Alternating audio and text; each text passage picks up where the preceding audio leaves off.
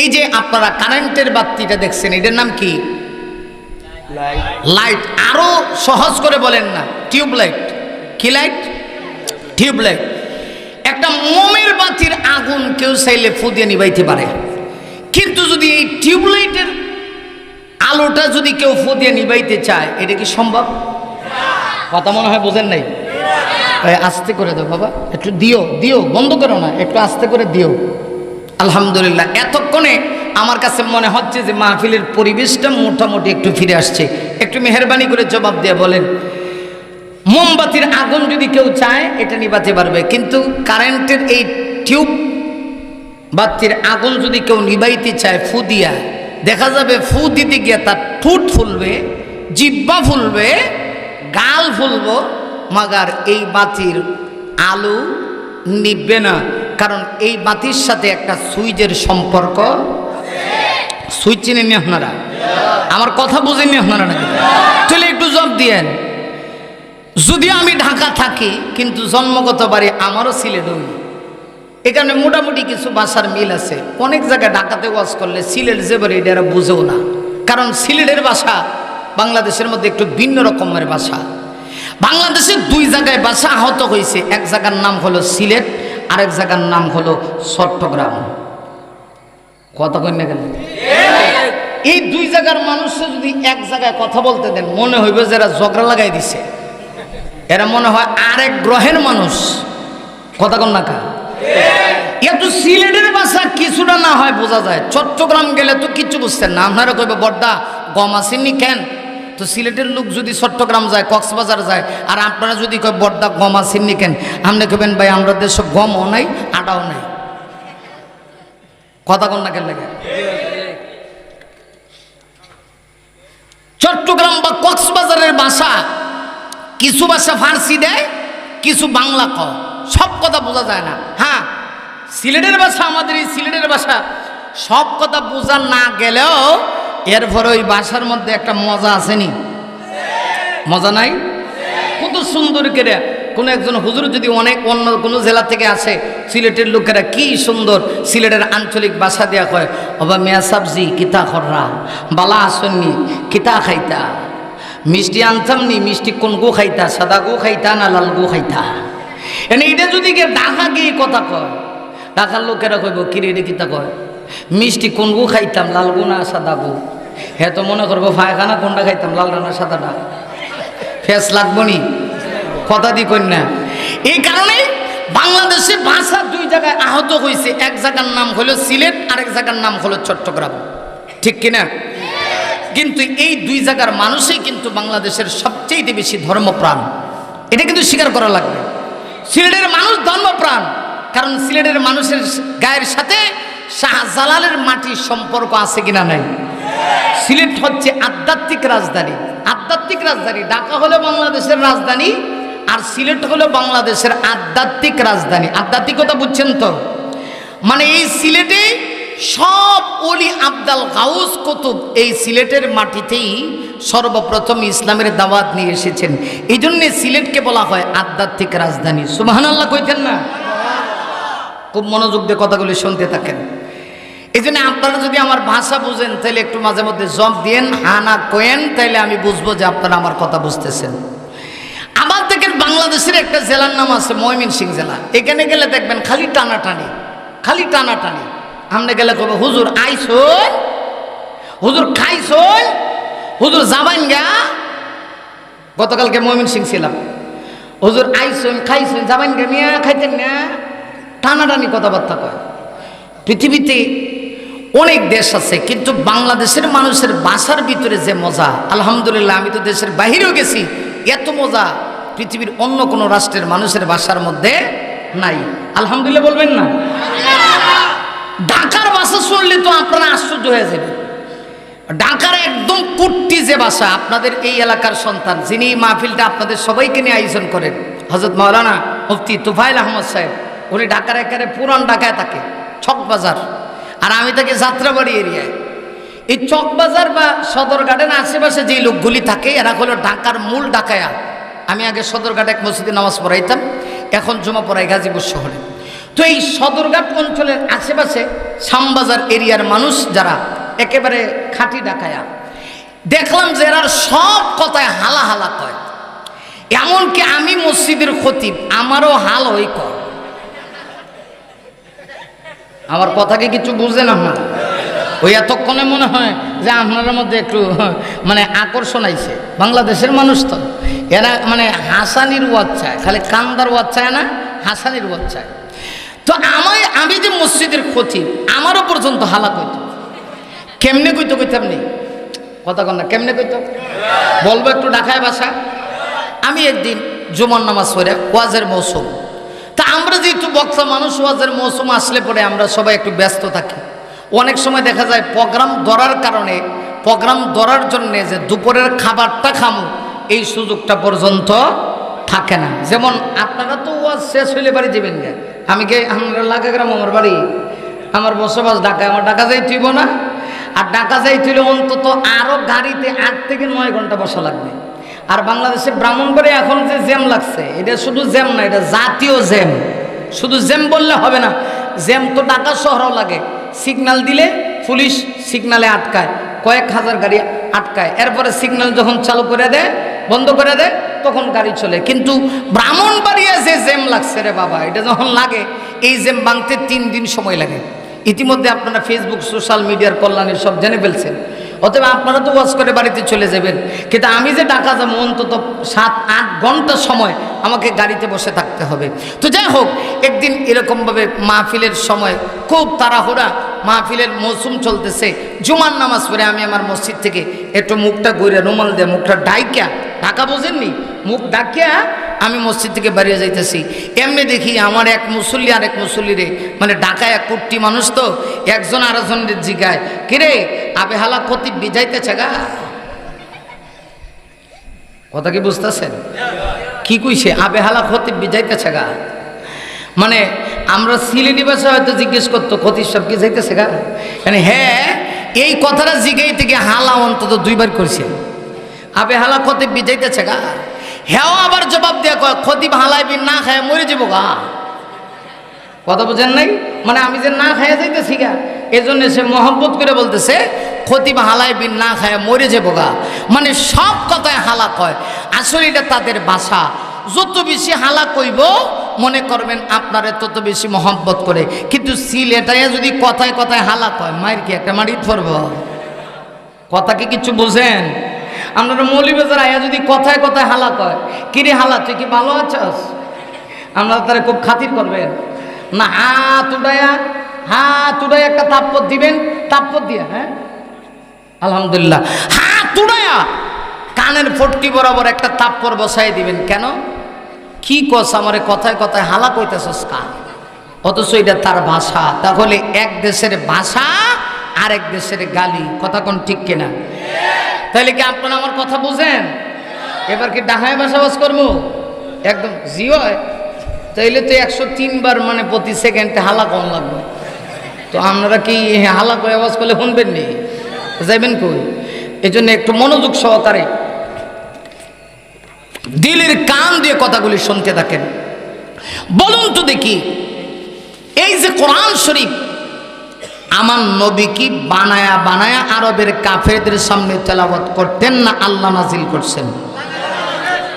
কিন্তু আরবের কাফেররা এত দুষ্ট ছিল, এরা বলতো মুহাম্মদ সাল্লাল্লাহু আলাইহি ওয়াসাল্লাম নিজের থেকে বানায় বানায় কোরআন পড়ে। আল্লাহ পাক তখন আয়াত নাজিল করে চ্যালেঞ্জ চলে দিয়ে বলেছেন, জানায়া দেন যদি তোমরা এই কথা বলো আমার উপরে যে কোরআন নাজিল হয়েছে এটা আমি বানিয়ে তোমাদের সামনে তেলাওয়াত করি, তাহলে তোমরা কোরআনের একটা সূরার মতন সূরা বানাও। ওরা পারে নাই, ষড়যন্ত্র ওরা কম করে নাই। বলছিলাম কেউ যদি ষড়যন্ত্র কইরা, এই কারেন্টের বাতির সাথে ষড়যন্ত্র কইরা, এই উদাহরণ দিয়েই তো অনেক দূর গেছিলাম, যদি ষড়যন্ত্র করে এটাকে নিবাইতে গিয়া কেউ যদি টুট দিয়া ফু দেয়, তাহলে এই কারেন্টের টিউব বাতি ফু দিতে পারে, কিন্তু কিয়ামত পর্যন্ত নিববে না। কেন নিববে না? এইটার সাথে একটা সুইচের সম্পর্ক আছে, ঠিক না? ঠিক। ঠিক তদ্রূপভাবে পবিত্র কোরআন নামক আসমানি যে গ্রন্থ, এটা আরশে আজিমের সাথে এটার একটা কানেকশন। আরশে আজিম এটার সুইচ আমার আল্লাহর কুদরতি হাতে আছে।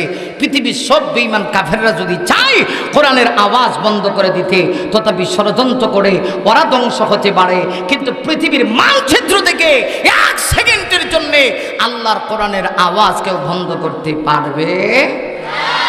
জ্বলন্ত প্রমাণ হিসাবে ঐতিহাসিক দুইটা যুদ্ধের সংক্ষিপ্ত দৃষ্টান্ত দিয়ে রাসূল করিম সাল্লাল্লাহু আলাইহি ওয়াসাল্লামের ব্যাপারে আরবের কাফেররা কি পরিমাণ ষড়যন্ত্র করছিল। ষড়যন্ত্র করে আমার নবীকে এরা শহীদ করতে চেয়েছিল, কিন্তু নবীর হেফাজতের দায়িত্ব আল্লাহ নিয়েছে, ওরা আমার নবীকে শেষ করতে পারে নাই। কোরআন হেফাজতের দায়িত্ব আল্লাহ নিয়েছে, ওরা কোরআনের আওয়াজও বন্ধ করতে পারে নাই। বোঝানোর জন্যে আমি ঐতিহাসিক দুইটা যুদ্ধের সংক্ষিপ্ত দৃষ্টান্ত স্বরূপ কিছু কথা বলতে চাই। আমার ভাইরা একটু খেয়াল করেন, ইসলামের ইতিহাসে সর্বপ্রথম ঐতিহাসিক একটি যুদ্ধ সংগঠিত হয়েছে, বলতে পারেন সেই যুদ্ধের নাম কি? মাশাআল্লাহ, মাশাআল্লাহ। এই আওয়াজটা একটু জোরে সোরে, একটু বাড়ায়া জোরে সোরে বলুন তো, যুদ্ধের নামটা কি? হ্যাঁ, এখন বোঝা যায় যে আপনারা জ্ঞানবান শ্রোতা। খুব খেয়াল করবেন, বদরের যুদ্ধ ছিল ইসলামের ইতিহাসে প্রথম যুদ্ধ। আরবের কাফেররা আমার নবী যখন মক্কায় ছিলেন, তখন তারা এটা মানতে পারে নাই নবীজি মক্কায় থেকে কোরআনের আওয়াজ ছড়িয়ে দিবেন। শেষ পর্যন্ত ওরা অনেক ষড়যন্ত্র করছে, ষড়যন্ত্র করে আমার নবীকে ওরা মক্কা থেকে তাড়ানোর চেষ্টা করেছে। অবশেষে ওরা তাড়ায়া দিতে পারে নাই, আল্লাহর হুকুম হয়েছে, নবীজি হিজরত করে মক্কা ছেড়ে মদিনায় গিয়েছেন। সুবহানাল্লাহ, জুড়ে বলেন। আরে আমার আপনার নাই শেষ পর্যন্ত ওই আরবের মক্কা নগরীতে থাকতে পারেন নাই, কারণ এরা অনেক ষড়যন্ত্র করেছে, কিন্তু আমার নবী কি ওনা তাড়ায়া দিতে পারে নাই।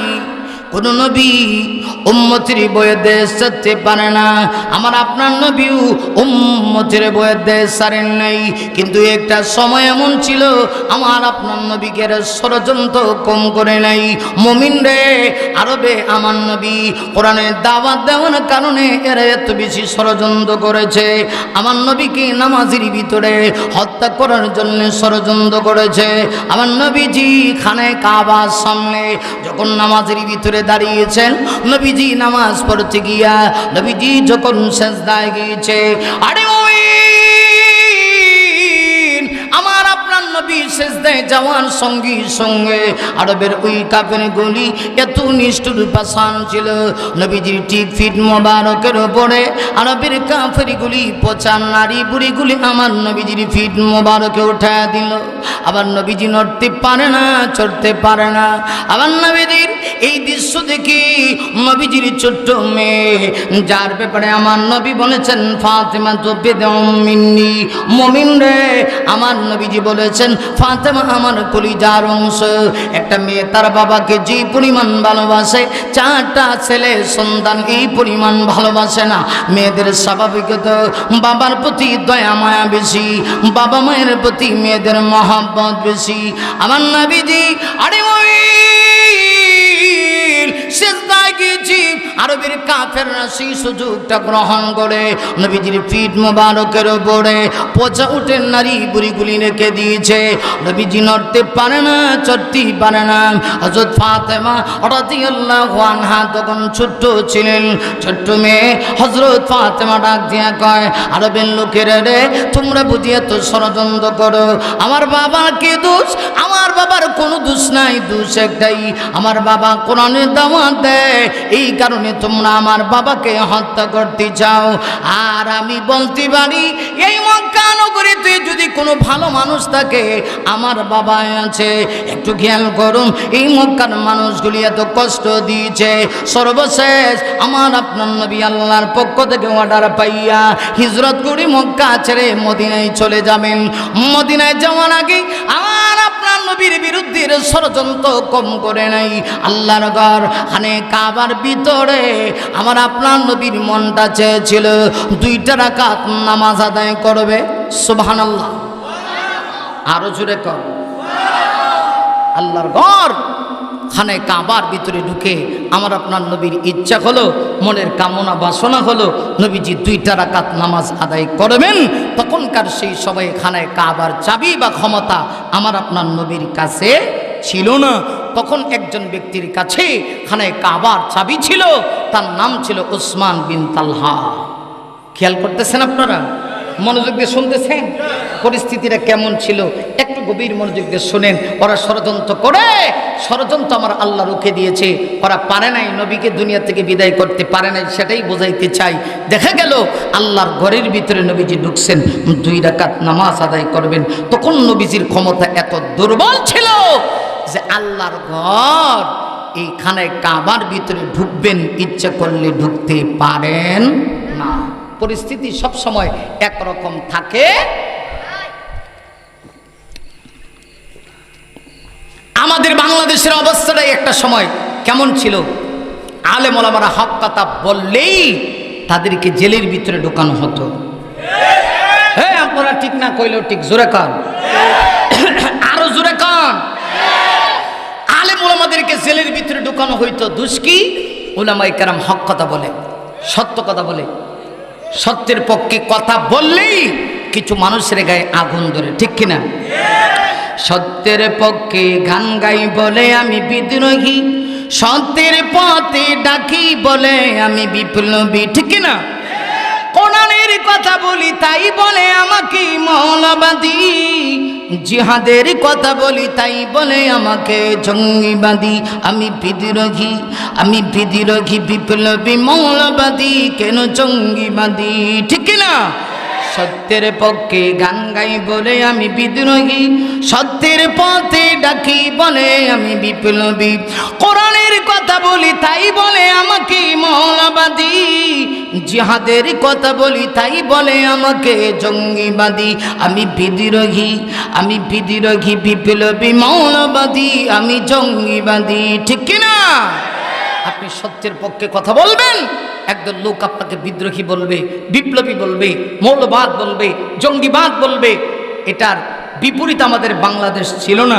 হাসুয়াফা 1-2 বছর ক্ষমতায় ছিল না, প্রায় 17 বছর।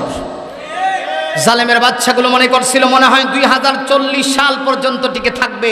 ওরা বলতো 40 সালের আগে ক্ষমতার এত পাওয়ার, এত দাপট, বলতো 46 তো না, আল্লাহ কয় 40 যাইতো না, 5 আগস্টই শেষ।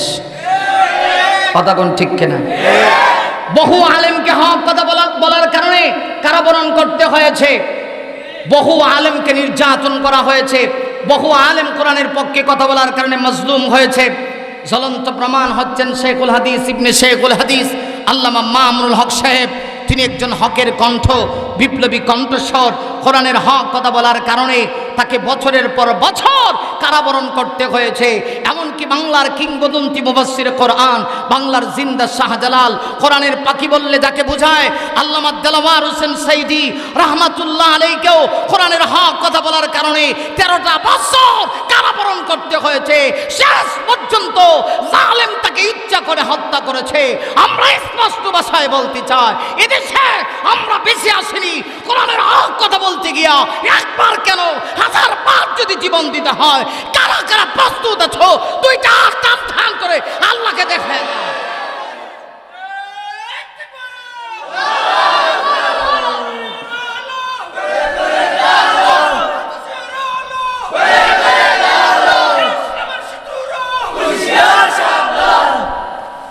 মাশাআল্লাহ, এতক্ষণে বোঝা গেছে যে আপনাদের ভিতরে ইমান স্পিড আছে, ঠিক কিনা?